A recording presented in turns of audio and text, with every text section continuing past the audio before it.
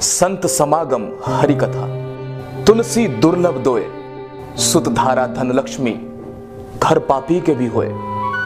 संत मिलन को चालिए, तज माया अभिमान, जो जो पग आगे बढ़े, कोटन यज्ञ समान। भारतीय संस्कृति में संत के समागम और हरि कथा को दुर्लभ माना गया है।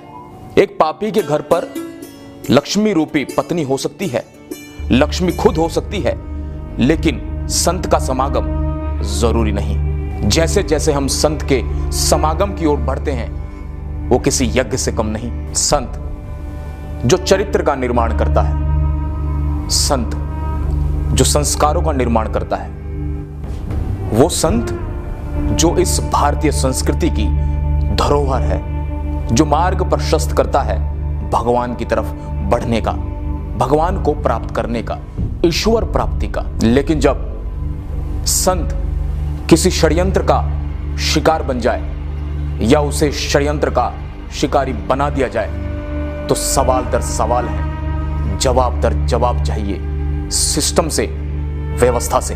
कुछ ऐसे सवाल जिनका जवाब आज हम आपके सामने ला रहे हैं। आखिर क्रोथा कांड का सच क्या है?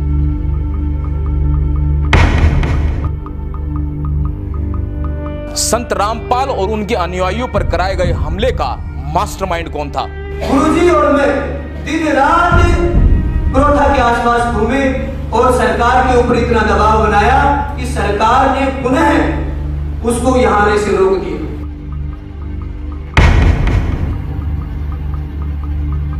सतलोक आश्रम पर हमला होता रहा और पुलिस क्यों सिर्फ देखती रही?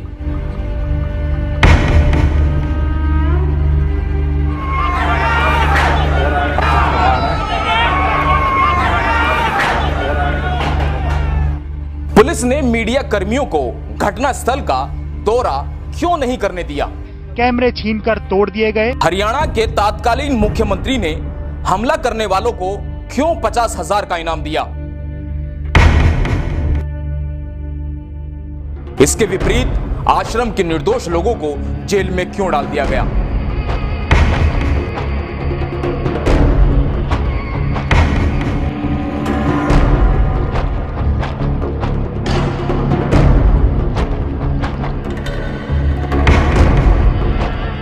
आखिर कौन है संत रामपाल?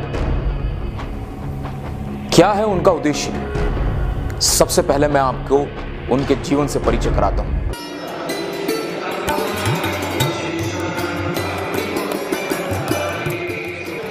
आधुनिक संतों में जन्मे कबीरपंथी संत रामपाल का जन्म आज से 65 साल पहले 8 सितंबर 1951 को गांव धनाना, जिला रोहतक, हरियाणा में हुआ।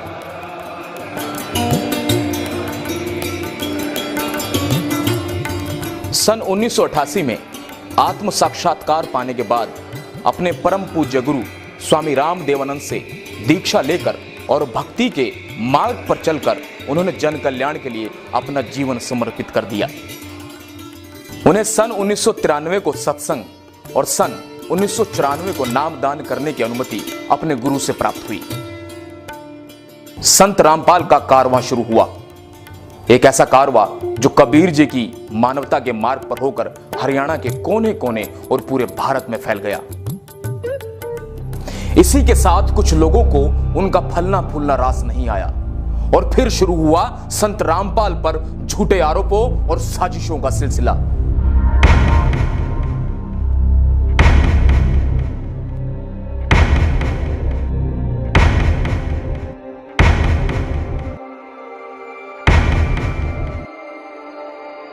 और आगे जो है, आगे भी विचार हमारे दृढ़ निश्चय है, इसी प्रकार की कोई आने चाहिए।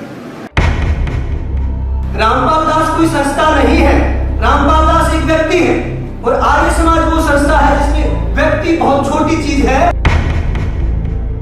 हमें मीडिया के माध्यम से यही सुनने को मिलता था कि संत रामपाल जी ने महर्षि दयानंद द्वारा लिखित पुस्तक सत्यार्थ प्रकाश पर टीका टिप्पणी की, लेकिन आज तक किसी भी मीडिया चैनल, अखबार या कोई ऐसा शख्स नहीं जिसने आपको यह बताया हो कि आखिर वो आपत्तिजनक टिप्पणी क्या थी।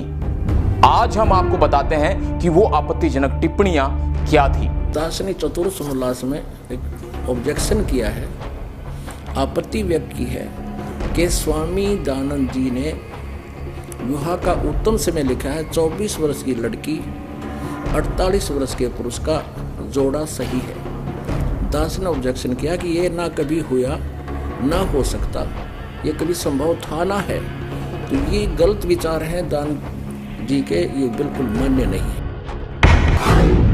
गर्भ धारण करते ही पुरुष अपने वैसे चला जाता है और वह एकली बालक पाले, ये तो जो है ना पाप है। दानंद जी कहता है कि फिर तो विवाह भी पाप है। अरे तेरा गजब हो, ये कहाँ ते विवाह और कहाँ ये दुष्कर्म।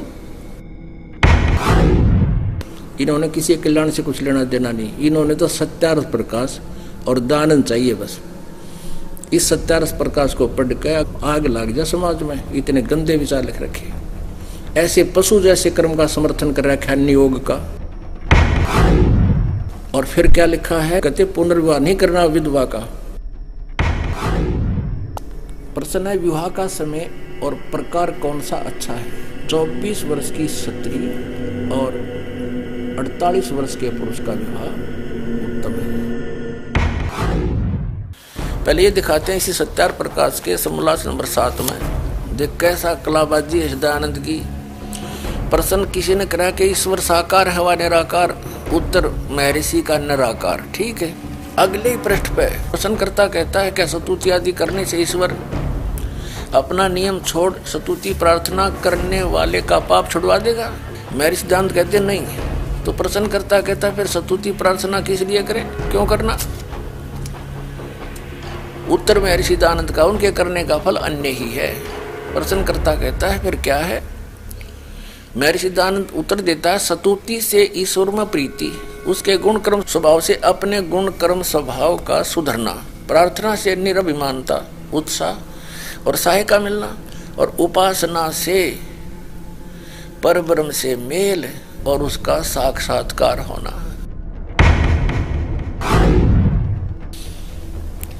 पहले पृष्ठ पे कह रहा है 154 पृष्ठ पे कह रहा भगवान निराकार है, और दूसरे पृष्ठ 155 पृष्ठ पे कह रहा है सामने ही कि उपासना से पाप तक कटे नहीं। उस पापग्रस्त प्राणी का, पापी प्राणी को भगवान का साक्षात्कार हो जाएगा, और साक्षात्कार फिर निराकार का क्या होगा। अब इसने खुद परमात्मा के ऊपर कटाक्ष कर दिया, और जिन्होंने भगवान मिला, नानक साहिब जी खुद देख कर आए सतलोक परमात्मा के साथ गैर वापस आए, उसको मूर्ख बता रहा है। महर्षि दयानंद सचमुच इतना बुद्धिहीन था, न उसको वेद ज्ञान था, न उसको खगोल भगोल का ज्ञान था, और न ही वो समाज सुधारक था। ये उनकी पुस्तकों में लिखा था, दास ने पढ़ा और आपके रूबरू कर दिया। उस भागीरथ पंडित जी ने वहां उनसे प्रश्न किया कि आप हुक्का पीते हो और समाज सुधार का ठेका ले रहे हो, क्या वेदों में हुक्का पीना लिखा है। और महर्षि दयानंद कहता है क्या वेदों में हुक्का पीना निषेध है, कहीं दिखा मुझे। अरे वाह मेरे से अपनी बकवाद को आगे डालने के लिए फिर वेद अड़ा दिए। वेदों में कहता, वेदों में न्यू भी इतना लिखा मत पियो न, फिर इसका मतलब तो भी ठेका ले रहा समाज सुधार का। कबीर साहब ने पत्थर पूजा आदि का बहुत खंडन किया। महर्षि दयानंद कहता है कि कबीर पंडित तो तकियों की पूजा करते हैं, खड़ाओं की पूजा करते हैं, और ज्योत दीप जलाते हैं, ज्योति यानी हवन, ज्योति भी हवन है घी की, उसकी भी पूजा करते हैं। क्या बोला, पत्थर पूजा से कम नहीं। यानी अपने को विद्वान सिद्ध करने के लिए उस महापुरुष ने जो 400 वर्ष पहले इस दयानंद से वो महान काम किया था, उसको नकारा करके स्वयं महर्षि पाकना चाहा था, भगवान को रिजेक्ट करके। अपना आत्माओं ऐसे व्यक्ति को होए एक कौड़ी को लाल बनाकर सिर पे रख दिया, हमारे गठड़ी बांध के फिरे थे उठाए। अब इन सब की पालिश तार दूंगा और इनको जैसे थे वैसे दिखा दूंगा कि ये ना तो ऋषि थे ना मैं ऋषि थे, ये केवल अज्ञानी और भांग पाड़ थे। सन 1857 के स्वतंत्रता संग्राम में महर्षि दयानंद का कोई योगदान नहीं था। इसी सत्यार्थ प्रकाश में इसी बात पर कटाक्ष किया है मुसलमान धर्म के ऊपर कि तुम्हारा खुदा क्या मनुष्य की तरह है जो एक स्थान पर रहता है, तो एक स्थान पर रहने वाला भगवान नहीं हो सकता। तो महर्षि दयानंद का जो अनुभव है वो उनके सत्यार्थ प्रकाश नामक पुस्तक में लिपिबद्ध है और वो टोटली वेद विरुद्ध है। तो ये महर्षि कौन से साइड पे था? जब एक भी वेद से ज्ञान नहीं मिलता इसका, और वेदों को सत्य मानता है। वो सत्यार्थ प्रकाश नहीं, वो सत्यानाश प्रकाश है। कितने जीवों का नाश कर दिया, अज्ञान भर दिया, नास्तिक बना दिए, राक्षस बना दिए। ये स्पष्ट कर दिया महर्षि दयानंद जी ने कि अवश्य वाद विवाद करें पर प्यार से करें। और ये दयानंद के चेले सतलोक आश्रम क्रोथा पे हथियार ले आगे मारने खातिर, ये तो राक्षस हो गए, इंसान है। इस सच्चाई को आज तक मीडिया ने आप तक नहीं पहुंचने दिया। दूसरी ओर आर्य समाज के तथाकथित ठेकेदारों ने सोचा कि कहीं इस बात का समाज को ज्ञान न हो जाए कि सत्यार्थ प्रकाश में ऐसा निराधार बातें लिखी गई है जिससे इस पुस्तक के नाम पर आने वाली कमाई या रुतबा खत्म न हो जाए। इस डर से उन्होंने संत रामपाल व उनके क्रोथा आश्रम को तबाह करने की ठान ली और 10,000 लोगों को इकट्ठा करके सतलोक आश्रम क्रोथा पर हमला बोल दिया।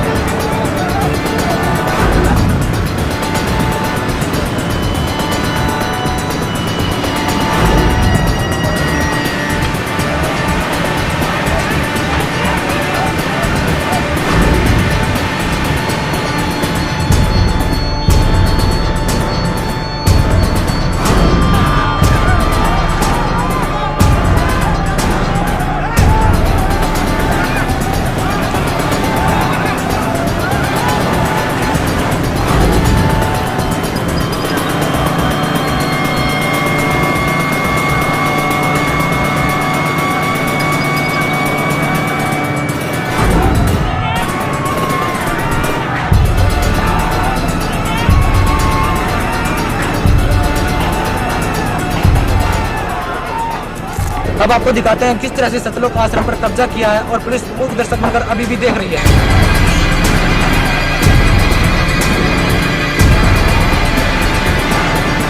एक आतंकवाद जैसी स्थिति यहाँ पर बन चुकी है।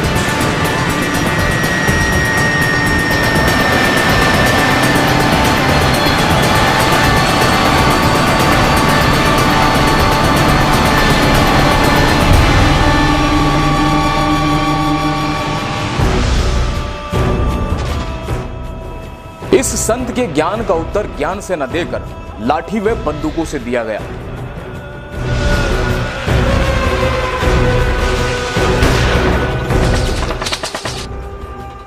पुलिस की कोशिशों के बाद भी ये आश्रम की दीवारों तक पहुंच गए, जिसमें पुलिस और हमलावरों की मुठभेड़ में एक सोनू नाम के उपद्रवी की मौत हो गई।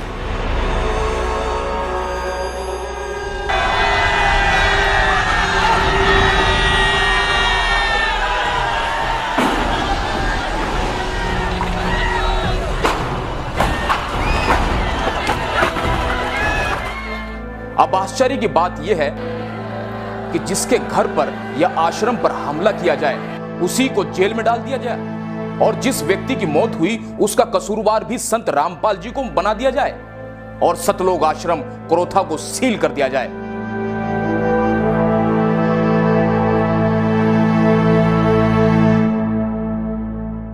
जबकि आश्रम पर हमला करने वाले उपद्रवियों को हरियाणा सरकार द्वारा 50-50 हजार का इनाम दिया गया। हरियाणा सरकार ने सिरे से नकारते हुए अपने राजनीतिक स्वार्थ को सिद्ध करने के लिए आश्रम संत रामपाल को देने से इंकार कर दिया, जिस कारण हरियाणा सरकार पर अदालत की अवमानना का केस बना। इसके बाद सुप्रीम कोर्ट ने भी संत रामपाल के पक्ष को मजबूत मानते हुए उन्हें आश्रम बाइज्जत लौटाने के आदेश दिए। और जो सुप्रीम कोर्ट के आदेश हैं जिसके अनुसार कब्जा बंदी छोड़ मुक्ति ट्रस्ट का है, तो सुप्रीम कोर्ट के आदेशों की पूरी पालना की जाएगी। 21 महीने बिना किसी अपराध के, बिना किसी सबूत के जेल में रहने के बाद संत रामपाल की जमानत हुई। किसी तरह फिर से अपने अटूट भक्तों श्रद्धालुओं के साथ संत रामपाल ने बरवाला में अपना आश्रम बना सत्संग करना शुरू किया। आप परमात्मा पे विश्वास रखना। संत साधु कभी किसी का बुरा नहीं सोचते, ना करते और ना ही सोचना चाहिए। परमात्मा से कोई चीज छुपी नहीं है। यदि हम भगवान से डरने वाले हैं और हम परमात्मा कबीर जी को परमात्मा मानते हैं तो भगवान वाले काम किया करता है। आपने बहुत शांति रखनी पड़ेगी। उन दुष्टों का तो नाश होया पड़ा है, उनका तो पतन हो रहा है। वो चाहते हैं कि आपका भी नाश कर दें झगड़ा वगड़ा करके। आपने जो संयम दिखाया 9 अप्रैल सन 2013 में करोथा के अंदर, मेरी आत्मा गदगद कर दी। बच्चों, तुमने साधुता दिखाई। और आखिरकार 7 अप्रैल 2013 को सतलोक आश्रम वापस मिल गया, लेकिन संत रामपाल पर केस लगातार चलता रहा। फिर भी करोथा आश्रम मिलना राहत भरा था, लेकिन जैसे ही 9 साल के बाद बंद पड़े आश्रम की सफाई के लिए अनुयायी आश्रम में पहुंचे, उन्हीं उपद्रवियों ने जिन्होंने 2006 में आश्रम पर आक्रमण किया था, वही लोग दोबारा आश्रम पर हमला करने आ गए।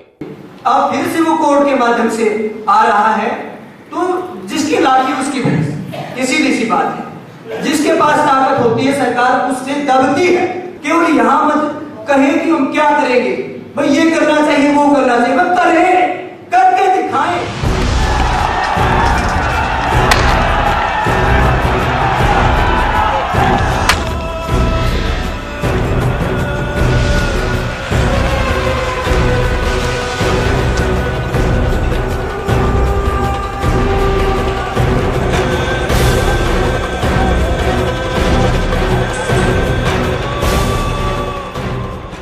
चाहता हूं कि कोई अपने आप को आर्य समाजी कहने लग जाए, इससे वो आर्य समाज के लोग नहीं हो जाते। यदि उनके वाणी और चरित्र में वो बात नहीं है तो मैं उनको आर्य समाजी नहीं मानता।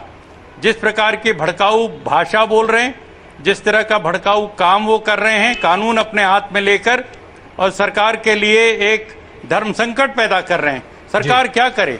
सुप्रीम कोर्ट का आदेश आया तब जाकर के उन्होंने कहा आप ले लीजिए आश्रम।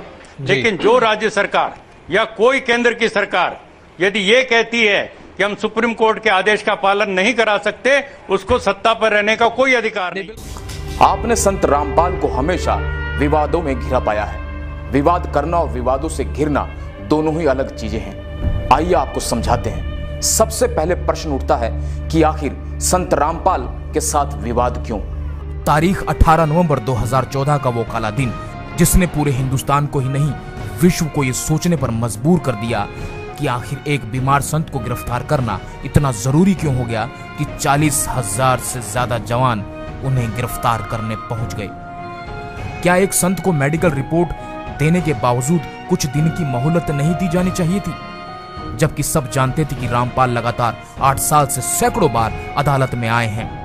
कई बार उनकी हाजिरी माफ भी हुई, लेकिन अब की बार ऐसा क्या हुआ कि सारा सिस्टम ही संत के खिलाफ खड़ा हो गया? आखिर क्या किया संत रामपाल ने? आखिर क्या किया राष्ट्रीय समाज समिति ने? उन्होंने मांग की थी कि जजों की जवाबदेही तय हो, हिंदुस्तान में चल रहे सभी अदालती मामलों की वीडियो रिकॉर्डिंग हो, उनके ऊपर लगे सभी आरोपों की सीबीआई से जांच हो।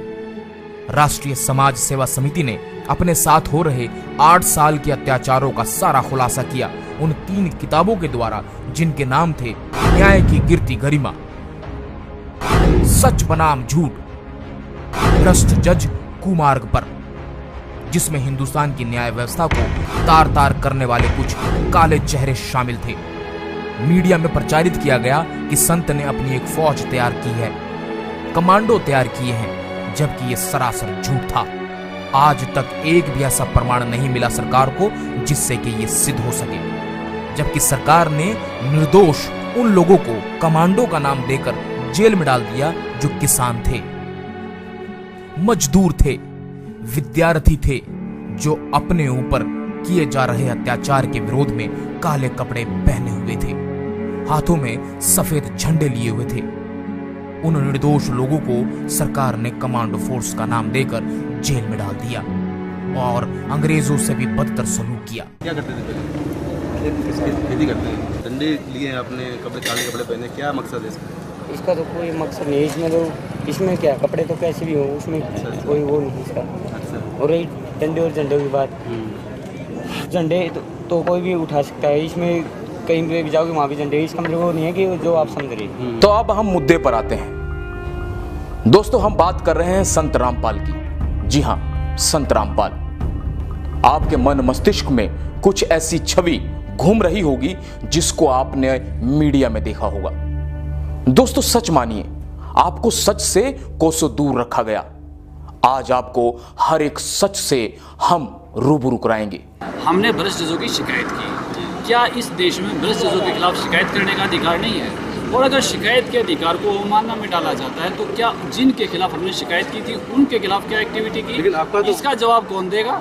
सिर्फ एक पक्ष पे कार्रवाई करना दादागिरी है या आदेश? कानून क्या कहता है? न्यायालय को वो करना होगा जो संविधान कहता है। न्यायालय की दादागिरी नहीं चलेगी, न्यायालय को कानून से काम करना पड़ेगा। अगर आप न्यायालय जाके किसी की शिकायत करते हैं तो न्यायालय का कर्तव्य है, संविधान के तहत न्यायालय है, न्यायालय संविधान से ऊपर नहीं है। लेकिन ये मामला जो है वो तो अवमानना का मामला है, वो कोर्ट ने पेश नहीं हुए, वारंट कर दिया, ये तो अवमानना का मामला है ना। इसमें अवमानना का मामला बनाया गया है और बनाया हुआ मामला मन मर्जी का होता है, वो संविधान के तहत नहीं है। गैर कानूनी काम जज अगर करे तो वो कानून नहीं होता।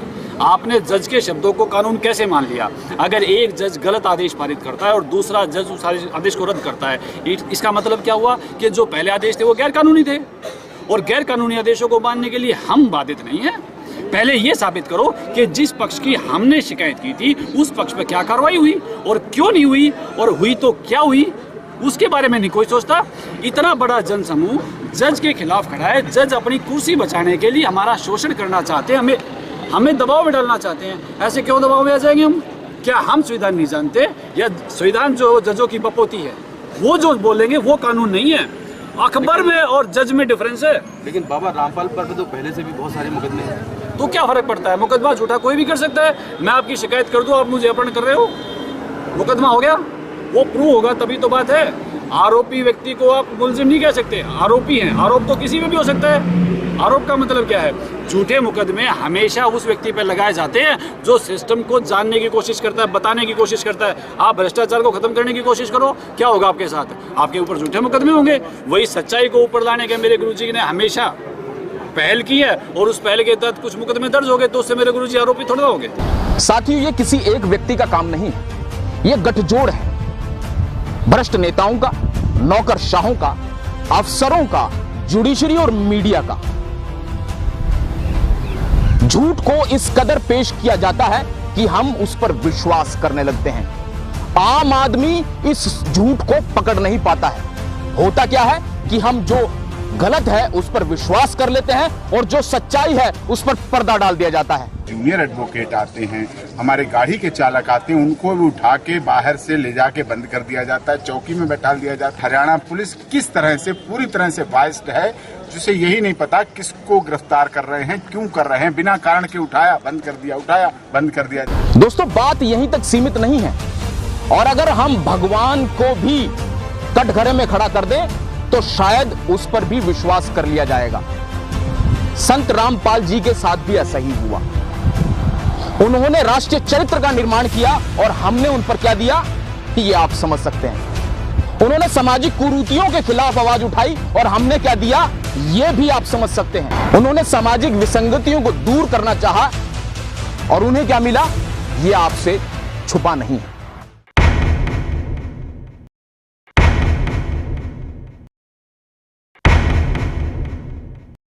दोस्तों, हम आपको बताएंगे कि किस तरह सच्चाई को दबाया गया और संत रामपाल को बदनाम करने की कोशिश की गई।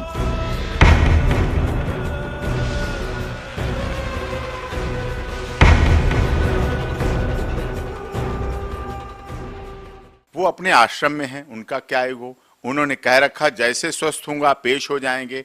आप बताइए, देश में और भी केस चल रहे हैं, क्या नेताओं के लिए रिलैक्सेशन है कानून में और किसी के लिए नहीं? उनके केसों में इतनी जल्दी जल्दी सुनवाई पड़ी, कभी डेटें पड़ी, ये राजनीतिक षड्यंत्र था। ईगो संत रामपाल दास जी का नहीं, ईगो जुडिशियल सिस्टम और राजनीतिक लोगों का ईगो था। लोकतंत्र का चौथा स्तंभ मीडिया, वो मीडिया जो हम सभी को सच्चाई की राह पर ले जाता है, सच्चे तथ्यों से हम सबको रूबरू कराता है। लेकिन आपको बता दूं उस दिन क्या हुआ। हम ये नहीं कह रहे हैं कि सभी मीडिया हाउस झूठ की राह पर चलते हैं, झूठ के पुलिंदे पर बंधे हैं। ईगो वो तथाकथित मीडिया के लोगों का था, जिन लोगों ने उसको अपना बिजनेस और ब्रेकिंग न्यूज बना रहे थे, उसको ये उनका ईगो था कि हम ये करा के रहेंगे। ये हत्या का जिम्मेदारी उनके ऊपर आनी चाहिए। लेकिन सच्चाई यह है कि वहां गरीब लोगों, महिलाओं, बच्चों, बुजुर्गों सभी को पुलिस अफसरों ने पीटा और उन मीडिया कर्मियों को भी पीटा जो सच्चाई दिखाना चाहते थे।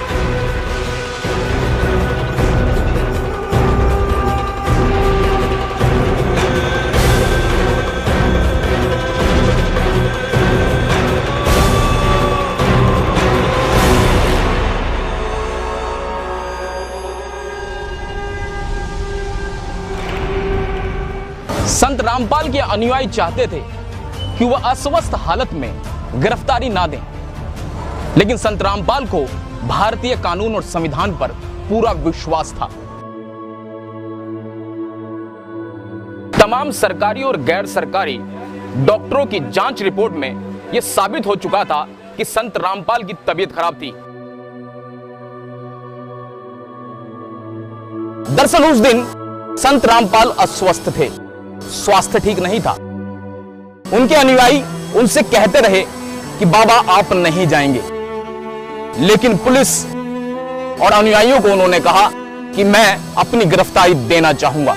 एकाएक पुलिस बढ़ती चली गई, यहां तक कि सीआरपीएफ ने भी धावा बोल दिया।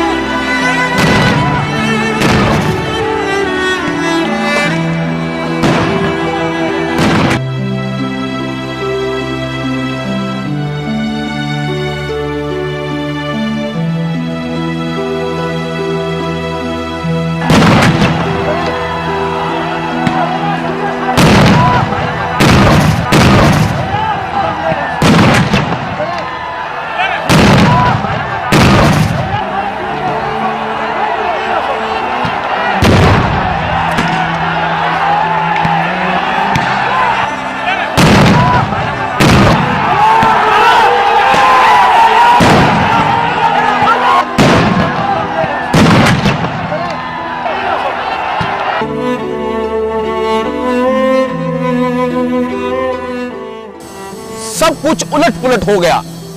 बच्चे, बुजुर्ग, यहां तक कि महिलाओं को खींच खींच कर बाहर लाकर मारा गया, पीटा गया।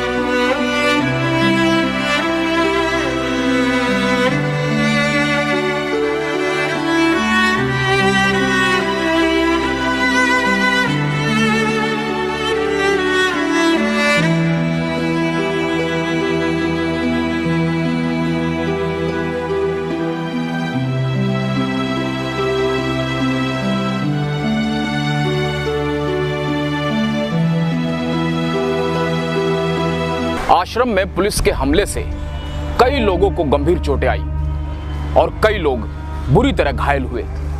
आइए देखते हैं उनका हाल।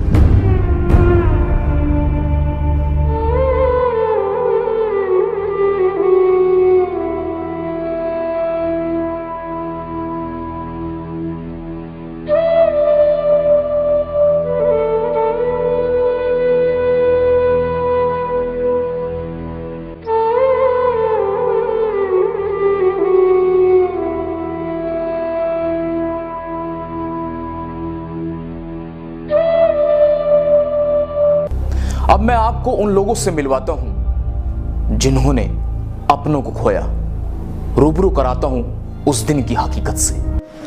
उनकी मौत पुलिस वालों के कारण हुई है। जो पुलिस कार्रवाई पुलिस ने की है आश्रम के ऊपर है, उसकी वजह से ही मेरी माँ की मौत हुई। पुलिस ने भक्तों की कोई नहीं सुनी, उनके ऊपर लाठीचार्ज कर दिया, आंसू गैस के गोले, पानी की बौछार कर दी, जिसके कारण 5 महिलाएं, 1 बच्चे की मौत होगी, उनमें से एक मेरी माँ है। हम लोगों का लाइट, पानी, बिजली सब काट कूट के बच्चे यहाँ पर सब तड़प के परेशान हो रहे।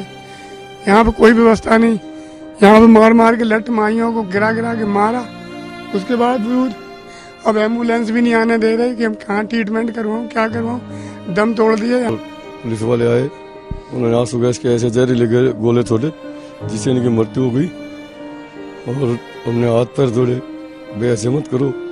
बच्चों को बुरी तरीके से फेंका गया, पीटा गया, बहनों को बुरी तरीके से मारा गया। बच्चे, छोटे छोटे बच्चे और माइयाँ तड़प रही थी और दम घुट रहे थे उनके हम हाथ जोड़ते रहे, लेकिन उन्होंने कुछ नहीं सुनी हमारी। आखिर कौन है उन 5 निर्दोष बेगुनाह लोगों की मौत का गुनहगार?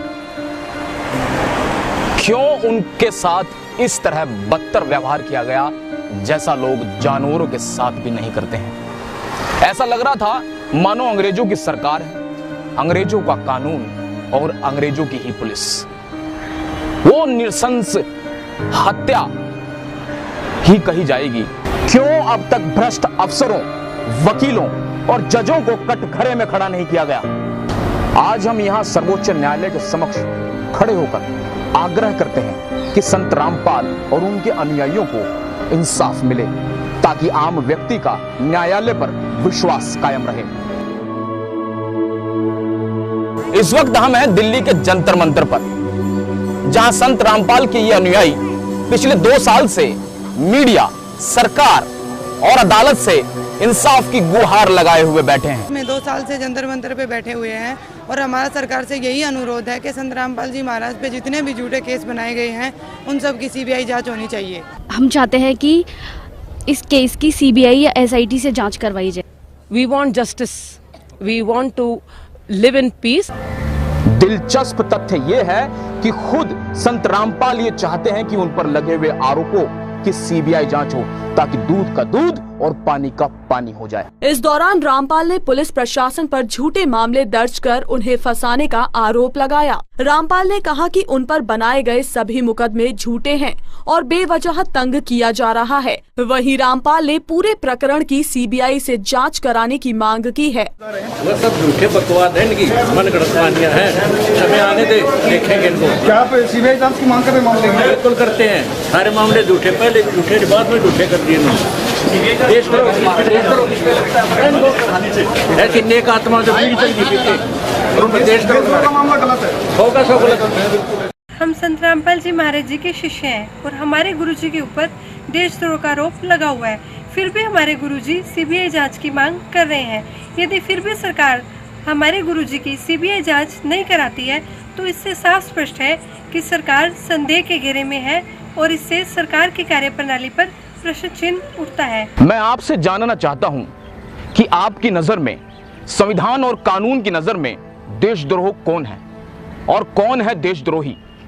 तो मैं आपको बता दूं कि भ्रष्ट नेताओं, जुडिशरी और अफसरों की नजर में देशद्रोही वो है जो सुदूर किसी गांव में रोटी बनाते हुए चूल्हे पर अपने सपनों को स्वाहा कर देती है।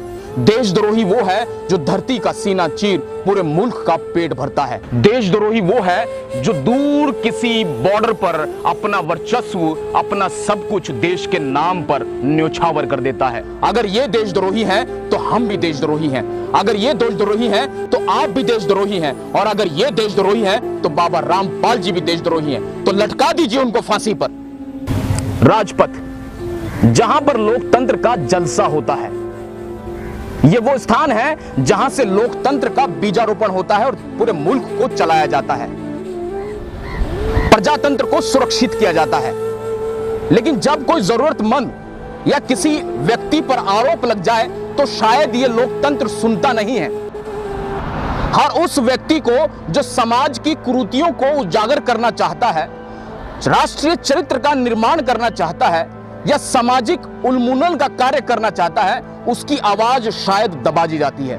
आखिर में कुछ सवाल हैं मीडिया से, सरकार से और न्यायालयों से कि संत रामपाल और उनके अनुयायियों को जमानत नहीं मिलनी चाहिए। एफआईआर नंबर 426 और 427 रजिस्टर्ड हुई, उसमें देशद्रोह का कोई नाम नहीं था, केवल ये था बंधक बना रखा जो आपने कहा। पुलिस ने उसी से स्टोरी बनाई, लेकिन उस एफआईआर की जो पर्चा कटता है उसमें ही पुलिस लिख रही है धाराएं 121, 122 जो देशद्रोह की धाराएं हैं उस 426 एफआईआर में लिखी जा रही हैं, जबकि 18 तारीख भी नहीं थी उस दिन, ना ये घटना हुई, ना कोई देशद्रोह की बात थी, ना कोई किसी तरह की बात थी, उसमें ही लिख दी। इसका मतलब है पूरा प्लान्ड तरीके से, पूरे तरीके से एक सीक्वेंस में 426, 427, 428, 429, 430 सारी एफआईआर एक सीक्वेंस में काटी गई।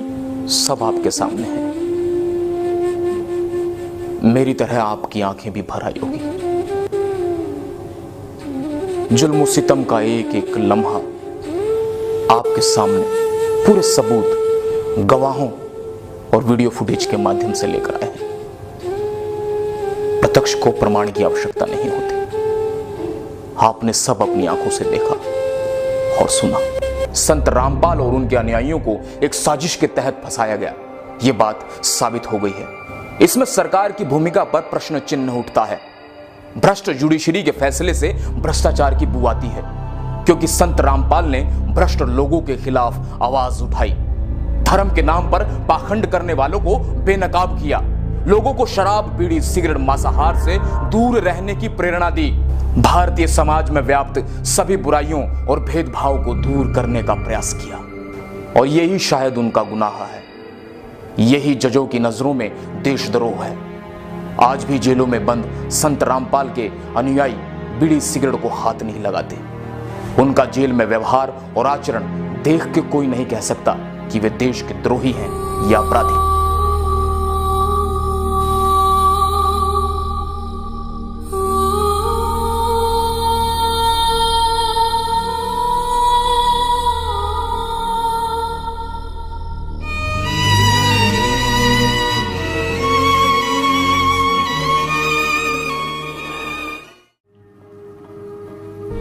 दोस्तों, मेरे साथियों, आपने एक एक तथ्य को जाना, सत्य को परखा, सबूतों को पहचाना।